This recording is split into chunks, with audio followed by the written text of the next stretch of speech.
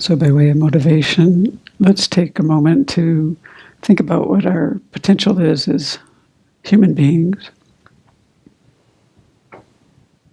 the kind of minds and hearts that we have,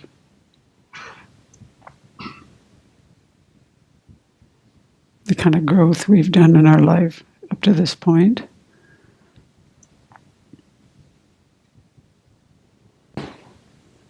The beauty that we've created and the kindness that we've shown.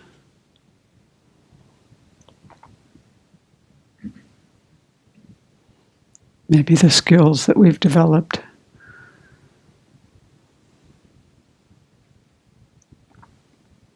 In the Buddhist worldview, we have an amazing capacity. And so we want to tap into that as we enter this topic today.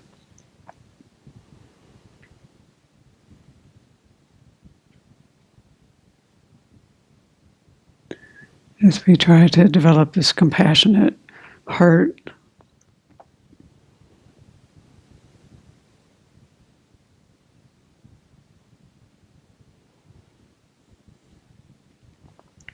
We're aware of the suffering in the world. It's in the news every day.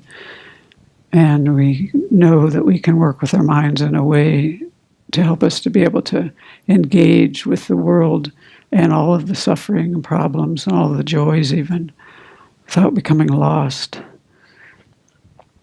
So let's take a moment now to cultivate the highest aspiration that you could see for your spiritual life.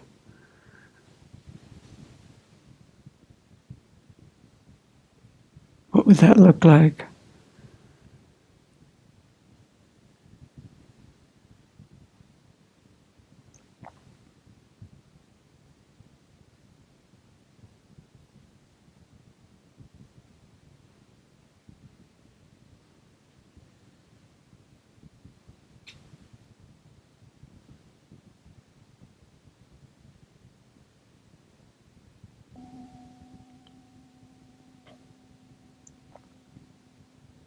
Yeah, so we always take time to set our motivation because from the Buddhist perspective, it's the most important thing in terms of what directs our mind and our speech and our actions. So we do this at the beginning of every meditation session, teaching, and things like that. And then at the end, we dedicate the merit so that we steer this virtue that we've created to an aspiration. So we're studying this book, An Open-Hearted Life, and this was just, for those of you who are new, this is a text that was written by our abbess here, Venerable Thupten Chodron, and a psychologist at Eastern Washington named Russell Coates. And so it's combining both the Buddhist perspective on developing a compassionate heart and psychological perspective, which is kind of new in the last few decades, actually. A lot of the research, and it's a very active area of research. And now we're on chapter 10. And so we've already covered a lot in the book about what is compassion, what isn't compassion, and why we should develop it. So we've got some aspiration now to develop compassion. And then in chapter 10, it's actually, this chapter is written by Russell Coates, the psychologist. And so he writes from a psychological perspective, and I'm going to bring in the Buddhist worldview a little bit as we go through it. But basically in this chapter, he's asking us to look at our mind and see how the mind works and how it affects our behavior. And so in the Buddhist worldview, the mind is actually that experiences. It's not, it's a very broad term. It includes like memory and things like that, but it also includes feeling things and thinking, and just everything we experience is included within the world of the mind. So it includes emotions, attitudes, thoughts, things like that. And in this chapter, what they're looking at is how these things interact. And the perspective I take on this is one that's taught in the early commentaries in the Pali Canon, which explains different types of causality. And they kind of break it down in these commentaries to 5 types of causality. And this topic of this chapter actually relates to probably 2 of those primarily. So in that early view, and it still seems to work pretty well now, they talk about, we know that causes lead to results. We're all steeped in science in our culture, so we get that. And so in the Buddhist worldview, back at that time, the way they described it, I'm not going to use their words because they wouldn't make any sense to us, but the meaning of them were there was like processes that happened that were like inorganic, like what happens with rocks, and things interacting on just an inorganic level. And then there was like the organic or biological level, things that are alive. And then there's like what they call sita, or mind, or psyche, you might say. So there's like almost a psychological level of causality that happens. And then there's also the karmic, which is a Buddhist principle, that our actions, there's an ethical dimension to our actions, and that they have results. And so, what goes around comes around kind of thing, an ethical dimension. And then there's a dharmic kind of causality. So this chapter a lot is about the sita, the mind or the psyche. And in the way it's described by the person who taught us about the early Pali commentary, Bhikkhu Bodhi, he talks about this as the order of causation that takes place between acts of consciousness, the order holding sway over the mind and the mental processes, things that occur between the acts of consciousness or mental events. So this is what this chapter is actually about for the most part. And the title of this chapter is Compassionate Understanding of Emotions. So he's trying to help us to understand kind of, in a way, how we're psychologically wired, you might say. And it's more than psychological. I'd say it's also maybe the biological, or better said, maybe physiological level, the mind-body connection, we might say, in our terminology. So when Russell writes this chapter, he brings up different aspects of the mind that are really reminiscent of things that have been studied a lot in psychology for decades about like fight and flight responses and all the physiological things that happen in the body. But what he's asking us, and this is actually, I read some studies yesterday, there's a lot of research on this. It's very interesting, and it seems like, it will be beautiful as they continue to look into these things.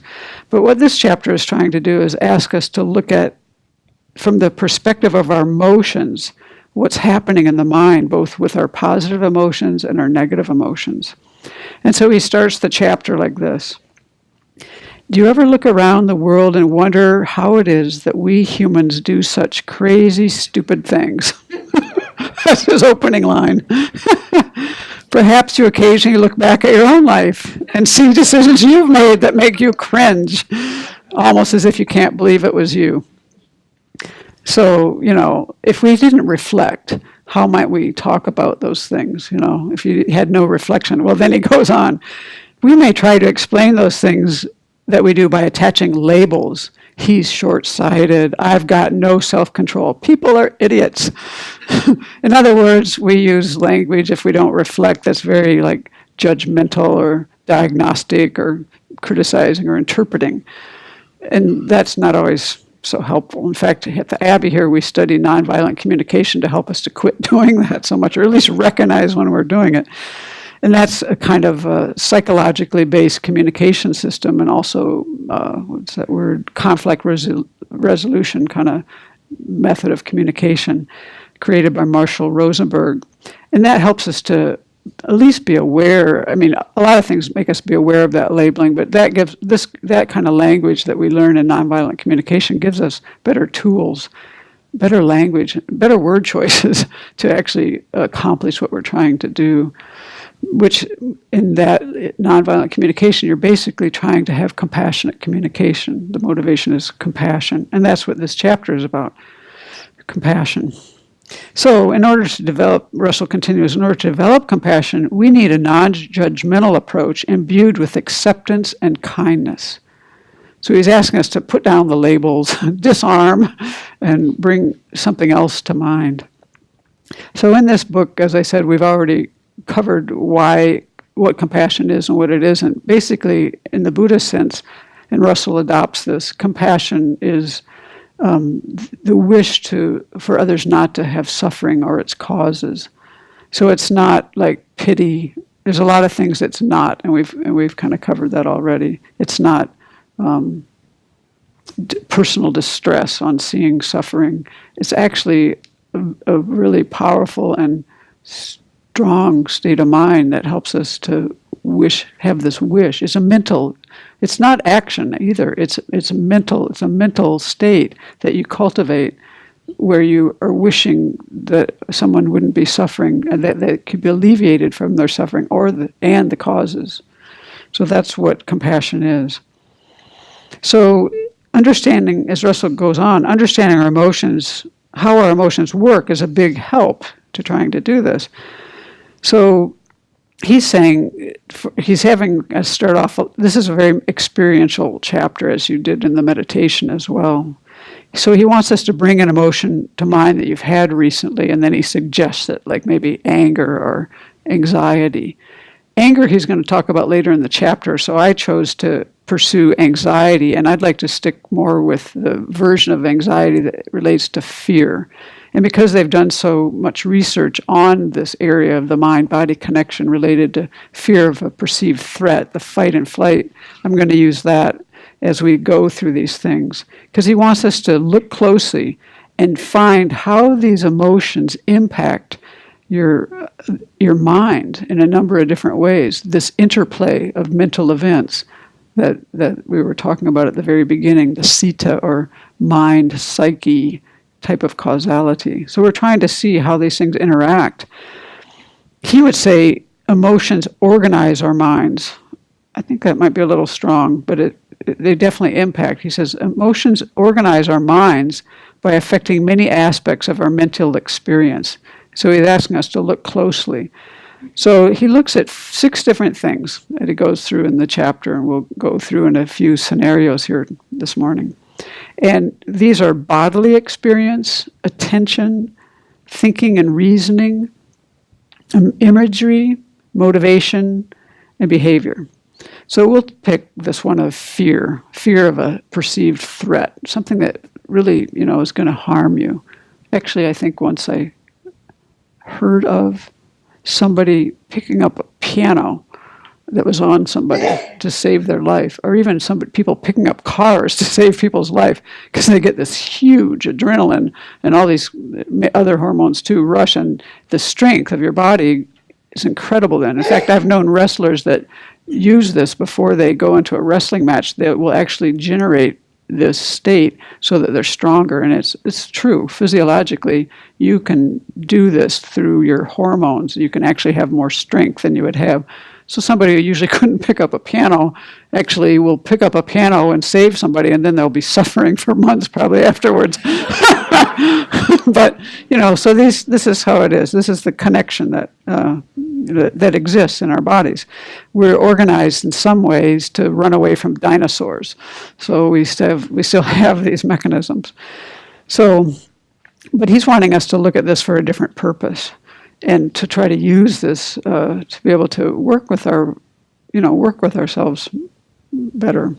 So the bodily experience, say with fear, he's talking here about how emotions play out in terms of the feelings in the body. Like some emotions arouse the body, like what we were just talking about, and some emotions actually relax the body.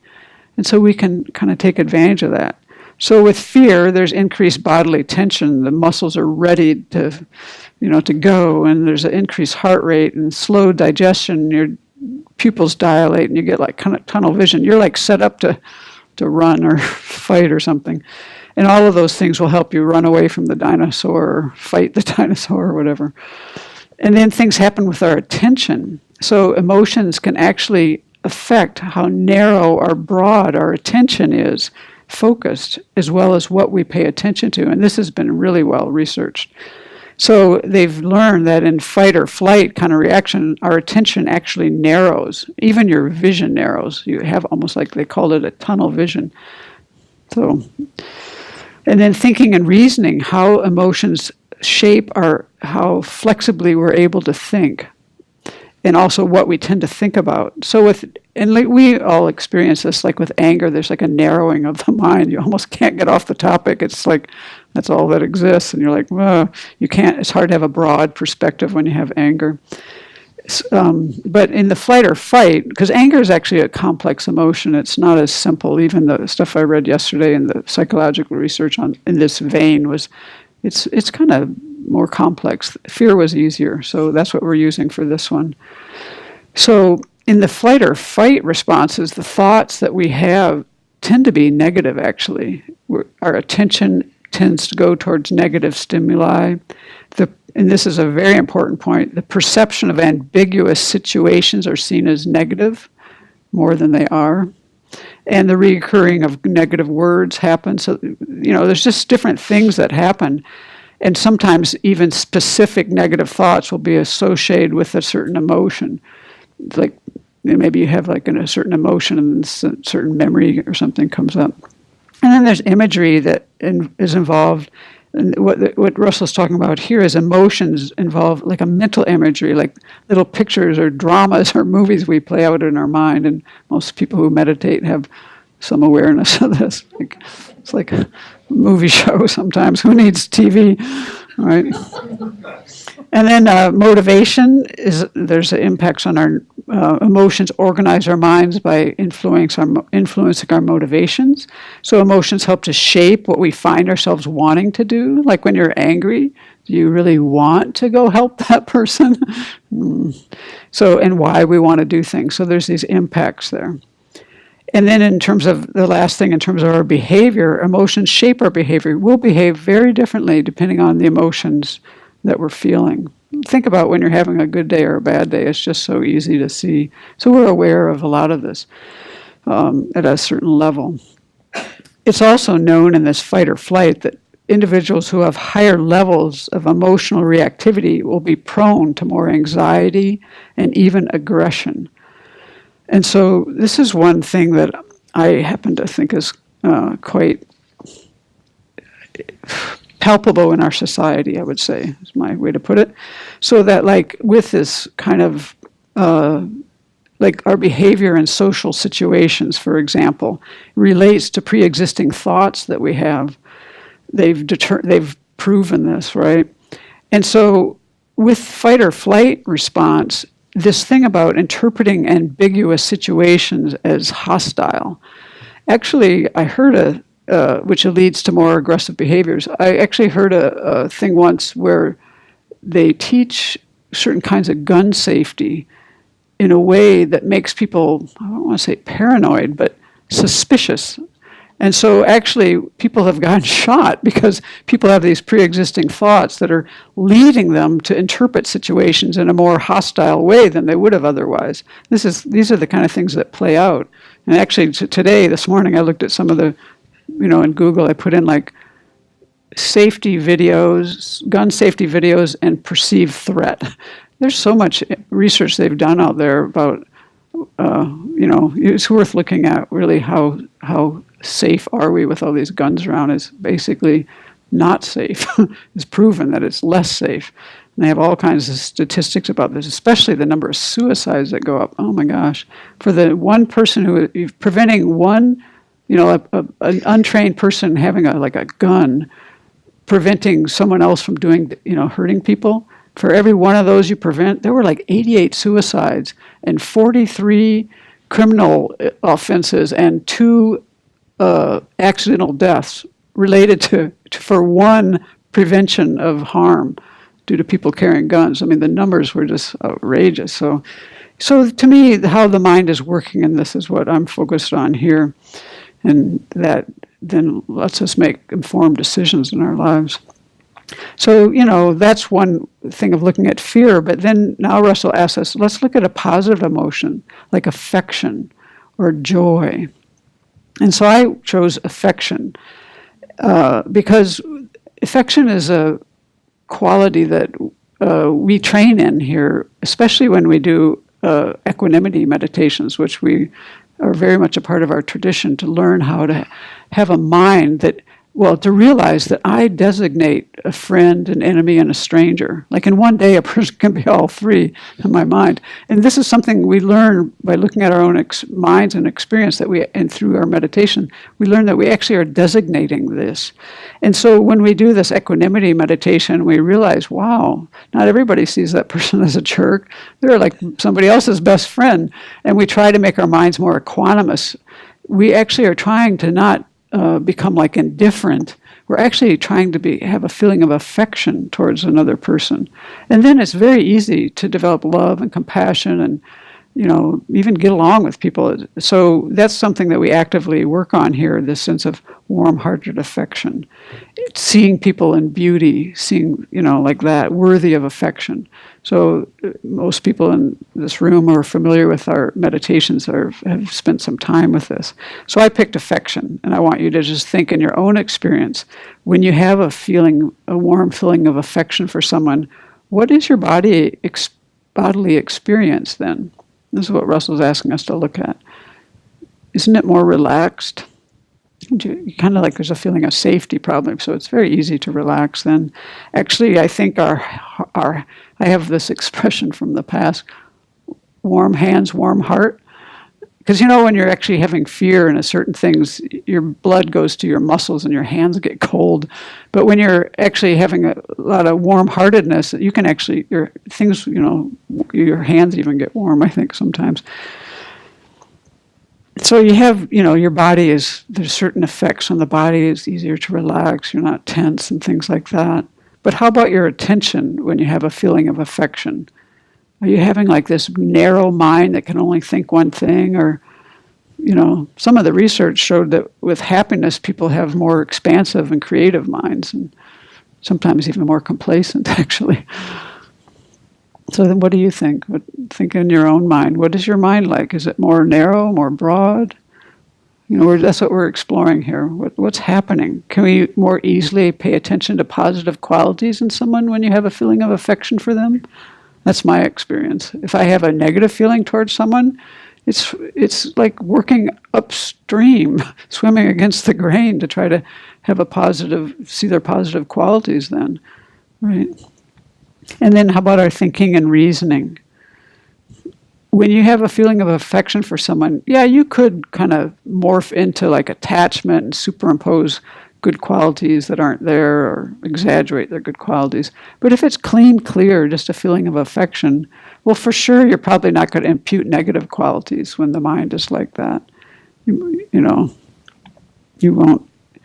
You might do less of both if you were really clear about it, not having attachment or, attachment is by definition, you're exaggerating good qualities. And anger, by definition, they've even shown this in psychological experiments, is 80, maybe even 90% like projection, negative. You're exaggerating. It's clear.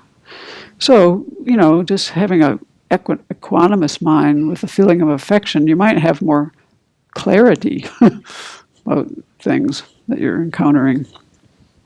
Maybe in terms of the imagery, what do you think when your mind is more at ease? I have much less discursive thought then. My mind isn't like running like a faucet that needs to be turned off. So, how about motivation? How can you work with your motivation when you have a feeling of affection? It's kind of like easy. This is how we do this. The equanimity meditation in our tradition is done so that you can develop other good qualities like love, compassion, bodhicitta. We start by kind of leveling things out in the mind so that we can do these things, we can have these, develop these good motivations. And then how about your behavior? Don't you find it easier to act according to your values? Especially if you contrast it with anger. If you're angry towards someone versus having a feeling of affection for them, isn't it easier for you to live within your own ethical standards? So it's easier to interact with a feeling of kindness then.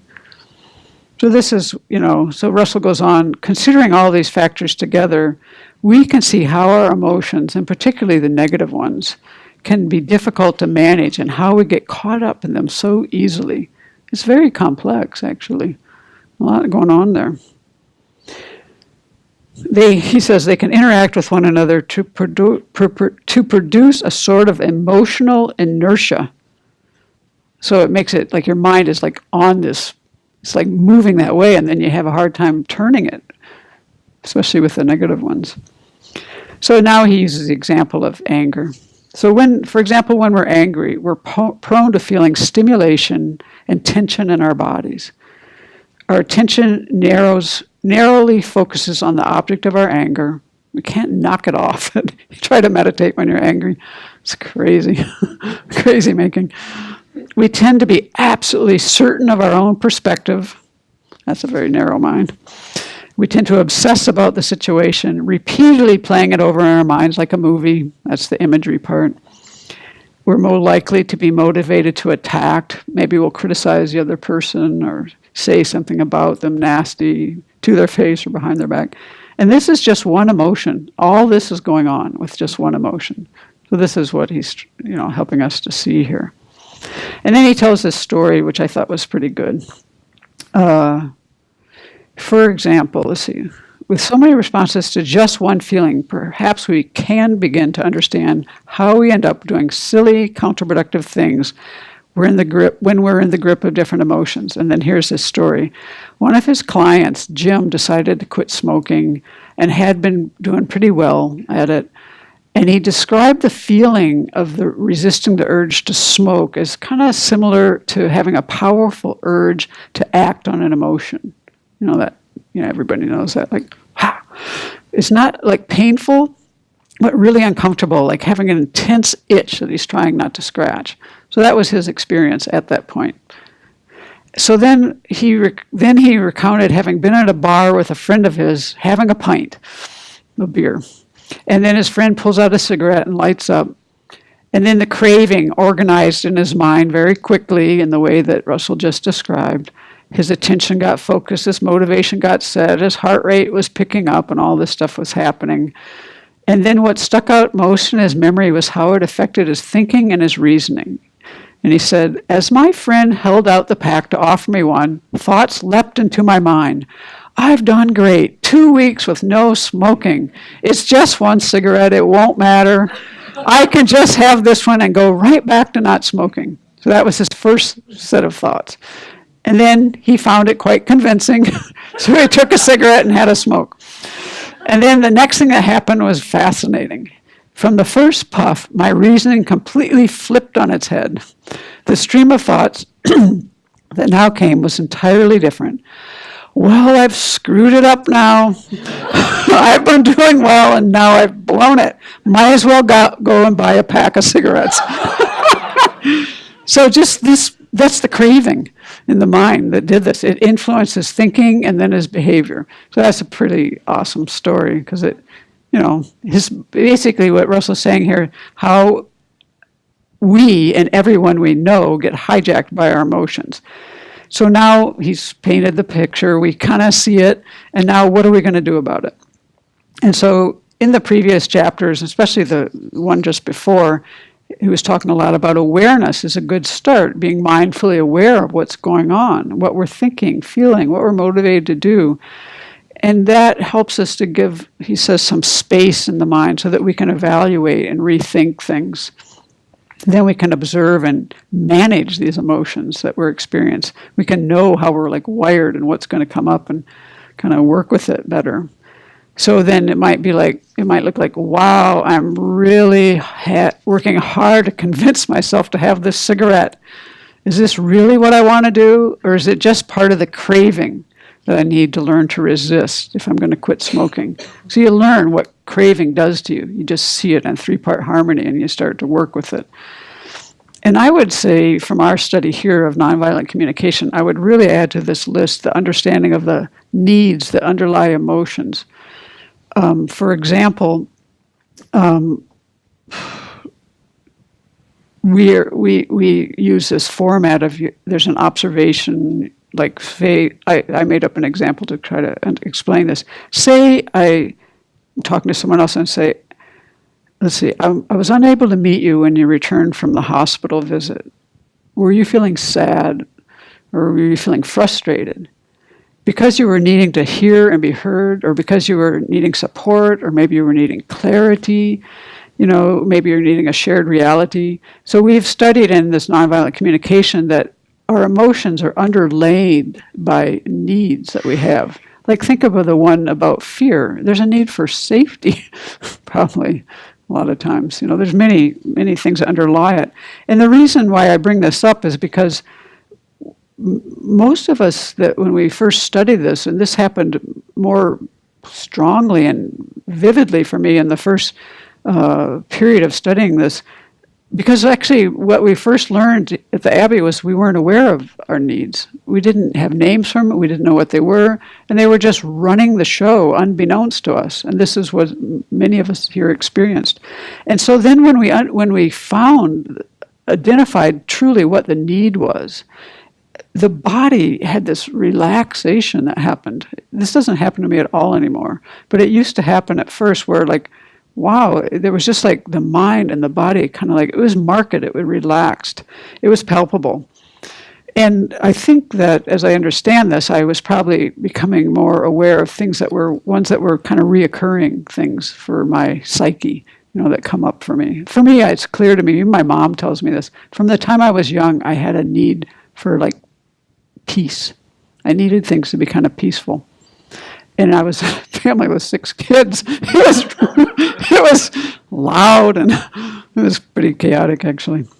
And even actually, I guess when I was my grandma was worried about me when I was in the crib, because I would just sit there very content looking. She said they thought I was kind of having delayed or something, But I actually think I kind of came in with this, it's still now. And so what happens to me now is sometimes when you interfere with my peace, I have anger. Right? So it's good to know you have this and not rely on other people and situations for that, and kind of work with it. So, let's see. So anyway, you have these bodily experiences as you work these things out. I found that as I was more aware of the needs that they were pulling around the emotions. It was the underlying needs a lot that were driving things, and my behaviors as well. A lot of the, I don't find myself to be that impulsive. I used to think that before I moved here. But there's a whole class of things where I have a lot of impulsivity. And it turned out that these underlying needs were what were driving it. And once we became aware of that, and sometimes I would watch myself do this and I couldn't stop myself even. I just would I'm from a family where people interrupt each other all the time. It's part of the norm of how you connect. And here it's like against the grain to do that. It's not acceptable. And so I had to struggle with this for years here and retrain myself. But it also had a lot of the need I had for connection was met in this certain way that we interacted. And it was like not working here at all. And so it was helpful to understand that need and what was driving some of my behaviors. So those are like some examples of, so we can see our these effects on the body, our attention, our thinking. When your emotions aren't getting hijacked, maybe as you understand these different aspects of your psyche, including the needs, then it's easy to have less kind of emotional doubt that would come up. Like when I wasn't aware of my needs, I would see that there was more discursiveness in my mind, more kinds of emotional doubt that would come up. My emotions were hijacking me more. It was harder to actually, in this system that we use, we observe, you try to describe in 8 words what happened. It was really hard to do that in 8 words, and it was really hard not to add on all your interpretations. But once you were aware of what was going on inside of yourself, you could go back and look calmly and clearly and make the observation. Things like that. You don't have so much drama going on in your mind, all these underlying thoughts that are pushing things, pushing the emotions. So, and then in the thing around motivation, well, in Buddhism and in nonviolent communication, motivation comes at the start of all of this. It's the most important thing because of our understanding of karma in Buddhism. A lot of it comes from that. And then our behavior, once we understand these needs, it's really a lot easier to choose helpful words. It's easier to decide how to interact with people using speech that, I have less reactivity, I'm creating less negative karma, all that kind of, it's easier to fall into place.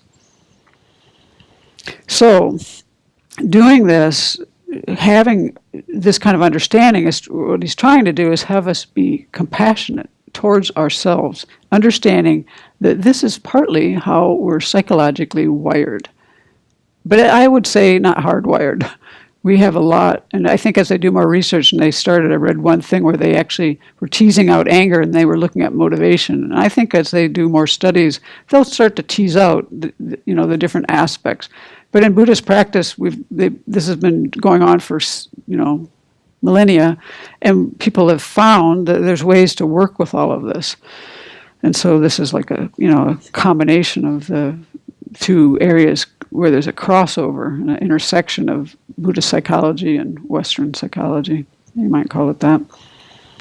So Russell goes on and says, take this compassionate understanding even further. We need to grasp there's no reason to blame ourselves for how this works. We didn't choose for this process to play out so powerfully.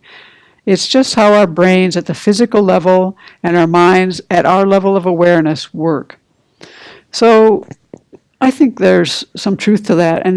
But it's best, I think, to go on to where he goes to with that, we can work with these mental activities. As we understand these, we don't have to, as we understand how our emotions work and how it interacts with the rest of our psychological happenings, then we can take responsibility for the process. And that's where compassion comes in. So he's now setting the stage. We have to understand this in a way where we're not doing what we might do if we didn't look at this with some level of discernment and understanding. We might just judge ourselves, hate ourselves, judge others, hate others. It's just so easy. Diagnose, interpret, things like that. We never know what's going on in someone else's mind. So that's not really, you can never know what someone else's motivation is. It's almost hard to know your own sometimes. So we can see that, addictive craving and emotions like anger organize the mind in powerful ways. I think sometimes that word is too strong for me, organize. I would say influence, because I really I don't feel like this stuff is set in stone at all. This is why we practice, so that we can work with this differently. So yeah, some things are wired, but yeah, I don't think you want to have a thought that locks your ability to change. So I'd say, there's a lot of influences going on there. So we want to use the compassion in our mind to use our thinking ability to our advantage. So instead of doing all this interpreting and whatever, we would use our reasoning process to say well, how does it make sense that this person might feel that way? Or what would help this person to feel safe? Or what would be helpful to do in this situation? So it's kind of like, instead of running on reactivity, we'd have compassion in our mind, in our heart. And we'd just wow, what's going on here? Inquisitiveness, curiosity, that helps us to have compassion. So we try to bring about a compassionate state of mind. One thing I think would help is to recognize that one point that he's made here so far, and I kind of wanted to skip over this, but I actually think I want to go back to it. He's saying this is just how the process runs, right? It's kind of like, don't take this stuff so personally, right? Well, I actually like what Shantideva says about this. We have this expression, I think it's Venerable Churni and I who usually say this to each other, such are his conditions. Is we take this whole teaching and we take it down to these words. Such are his conditions. It's about how do we work with anger. And Shantideva has some verses here that really help us to not take another person's anger so personally. It's kind of like the same idea. It's just a process running, right? There's no person there who's intending all of this. So he says, and this is a 6th century great sage in the Buddhist tradition that who was from India, that every Tibetan Buddhist knows his book, and His Holiness quotes it all the time. So in chapter 6, where he focuses on this, he says, "As I do not become angry with great sources of suffering, such as jaundice, then why be angry with animate creatures? They too are provoked by conditions." So just as you get jaundice due to some conditions, anger arises due to conditions. Then he goes on, "Although they are not wished for, these sicknesses arise," the jaundice, right? "Likewise, although they are not wished for, the disturbing conceptions forcibly arise." We all have that experience. These things they just show up. We don't wish for them. You don't wake up in the morning like, yeah, I want to get angry today at everybody. That's not really what we do. Without thinking, I shall be angry, people become angry with no resistance. And without thinking, I shall produce myself, likewise, anger itself is produced. All mistakes that are all the various kinds of, he uses the word evil, I don't like that word, arise through the force of conditions. They do not govern themselves. These conditions assemble together and have no intention to produce anything, and neither does their product have the intention to be produced. It's like you got a cascade going, and there you are. These are all the conditions. Now, we have some control, some level of control over the conditions. That's why we do our Dharma practice. But to think that you're going to be able to just to stop this by saying, I don't want to be angry, well, all of us have tried to do that. I sit in the meditation hall and work on this, and I just walk out the door and whammo. Sometimes anger just arises like quickly. And we all laugh about that because everybody here's done that. It's like I don't have the intention, but you have to be careful how you work with that, because there is some level of choice, and a lot of that depends on the conditions. And for me, going back to what he's teaching here, I'm just going to kind of skip towards the end. So one way that this works for me, like say we want to have a compassionate mental state, and we understand the teachings of karma, which I didn't have much time to review, but in fact didn't. How would this work for us, right?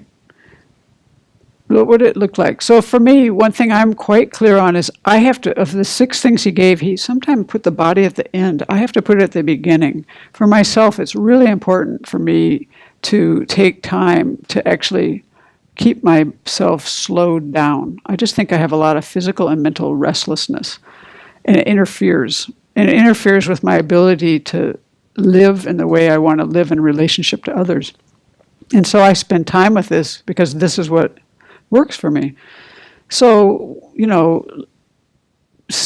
how would you go about that? What do you need? Because we're all kind of wired differently. Like for me, I use something, I usually use breathing meditation now because it's so palpable helps to cut anxiety, helps to slow my thinking. So I can kind of enter this day with, it's just so much easier for me to come to the kind of mental states I want to have towards things. If I'm running around and all revved up, then everything goes too fast for me and I get into trouble. That's my mind. So then when we go to the next thing, like attention and thinking, I want to give some teachings and motivation, things about that. Geshe Sopa says, like for Buddhists, the most important thing to do in the beginning is to take refuge in the Buddha, the Dharma, and the Sangha. That's how we enter into the teachings of the Buddha deeply. And then the next step is to examine causality, which is what we've been talking about today. He's talking about taking examples from your own experience, which is exactly what we're doing in this chapter, until you're convinced, and now he's talking about karma, that positive actions result in happiness and non-virtue leads to unhappiness. For a Buddhist, this kind of thinking is a real cornerstone for living an ethical life and engaging in spiritual training. You might not need all of that for just this life, but if you're going to follow the Buddhist path, which is much more than about just this life, you need a lot of motivation and a lot of these kind of understandings.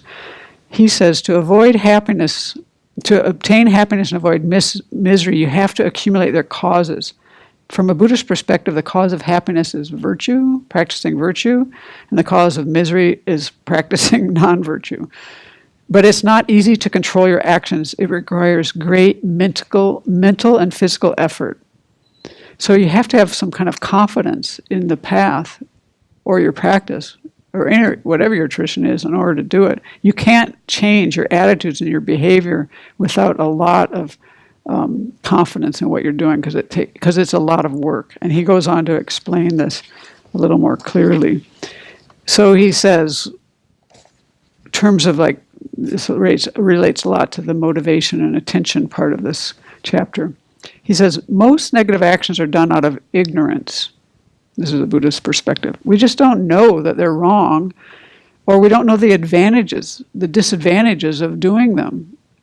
So in the Buddhism, that's why we study and listen to teachings. We have to learn things. There's a lot of things that just looking at, like studying in Buddhism, the 10 destructive actions, a lot of confusion that I grew up in this society was just cleared away from just focusing on the Buddhist ethics. But unfortunately, learning the cause and effect of karma does not automatically eliminate all harmful actions. You can't just learn about things and expect that you're going to be able to change your behaviors. It's just not that simple.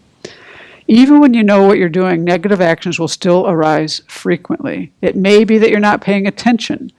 Sometimes, like me, if I get going too fast, it's all too fast for me. Or maybe your habits are too strong. And from a Buddhist perspective, we carry these habits from life to life. It's the most important aspect of the results of karma. It's the only one. The results of karma are things like maybe what realm you're born in, or what kind of things you experience in this life, or the environmental effects. But the only one that's actually negative of all those are considered like neutral. They may be suffering, but suffering itself is neutral. What's negative are the habits that we take from life to life. Because why? Well, if you have a habit of being angry, anger is naturally going to lead to negative actions, just naturally. So this is the one that's the biggest thing. And we have a lot of habits. And that's what's beautiful about this book that Russell has written. And he's helping us to see that, hey, we can create new habits. Just like the Path to Venerable's cabin out there, the one that we quit using, it's almost all grown over already because we just quit using it. That's the way Russell teaches this. If you keep mowing one area, it's a nice path. But if you just quit mowing it and mow a new path and keep mowing that path, now you have a new path. Same with our habits. We just create virtuous habits and try to diminish the other ones. So these teachings first tell us what you have to pay attention to, what you're doing, and then you have to bring your actions in harmony with what the teachings advise. And this practice starts out with observing your motivation. All actions start there. It's the intention behind the action that drives the action. This is the Buddhist standpoint. It's the intention that makes the karma negative or positive. And for us, our motivations aren't always clear, and sometimes they're mixed. And I really like that he brings this up, because that was very clear to me when I first moved here. And that's great to see that, because you can clean them up. We have a lot of mixed motivations. We start good, and it kind of sours, and pretty soon we have mixed motivations. And once you recognize that, you just clean them up. It's all malleable. You can have a profound understanding of virtuous and non-virtuous karma and still be motivated by fear or some other confusing affliction that leads you to act in a negative way. And this kind of confusion can lead even advanced practitioners into acting in deceitful manner. This geshe who's speaking was very learned. I mean, he was a practitioner and a scholar, and I would say a yogi. So for real practitioners, the real practice is not blaming someone else for your faults, not keeping an eye on someone else's poor qualities, not worrying about what other people are saying, doing, or thinking. You never really know what's going on in another person's mind. The real practitioner is thinking, what am I doing? What am I thinking? How am I dealing with the situation in front of me? That's what we work with. And the things in this chapter can help us to tease it apart in your own experience. You take this, try to understand what he says in the chapter, and then you take it to the cushion. So I think that kind of gives some idea of what the chapter is about and some kind of Buddhist spin on it, or understanding. Does anyone have any comments they'd like to make, or I'm not sure if any questions, but yeah. So one of the things I think that I have difficulty with from the psychology standpoint is the fight or flight thing. Mm-hmm. And maybe this is part of the Buddhist approach would be like, because the duality of it, right? Fight or flight. But might there be a third option, like sitting calmly, quietly? Oh, yeah. That's kind of my point. Like, these things aren't hardwired, and I don't think they're really saying they're hardwired either. I think they're just saying it's clear that when these things come up, like, I'm just saying it from my own perspective as a physiology major and a Buddhist and a meditator. As these things come up, things are going to be going on in your body. You're going to have different hormones, and they're going to have different impacts on you. And you can watch this happen. You can watch, wow, and there's anger or things, how your thinking narrows. Everything described in here, you can watch when you're on the cushion. You can look back at experiences, look back at the things that disturb your mind, and if you can work with them in constructive ways, you can see all this. But that's why I'm saying it's not hardwired, because then when these things come up in you, like, if you can recognize them early, even children understand this. They taught compassion meditation to children that were really young, like elementary school, and they used the analogy of like a fire. Like, if you have a little, if I have a little match burning here, and I let it go in this field out here, pretty soon I'm going to have a forest fire. Well, if I catch it early, it's easy to put it out. And so this is the whole point of this. Some of it is, we have bodies have physiology, we have mind and body connection, and these things are going to come up. But you can learn to recognize these things. You can learn to actually watch your mind narrow and broaden. You can actually recognize this in yourself, and then you can learn to work with it. The other people can make comments about that. I mean, it's like, it's so automatic, some of it. Like, for instance, when we do winter retreat, we do 6 sessions a day, 5 in the hall and 1 study. And some years, when you do that, the clarity in the mind, the quickness that you see things arising in your mind and what's happening and transpiring, it's this clarity is just, it's the most beautiful part of it in my mind. And there's some years where I haven't even done but 2 sessions a day because I was working on a project around here. And even then, that clarity would come just from the conditions around me. And so that really helped me to see, like, the conditions we put ourselves in are really important. And I think this is from a Buddhist perspective and from the way Venerable Chodron teaches, why she teaches the way she teaches. She'll always say, like, you never know what you've done in previous lives, and something could come out of left field at any time.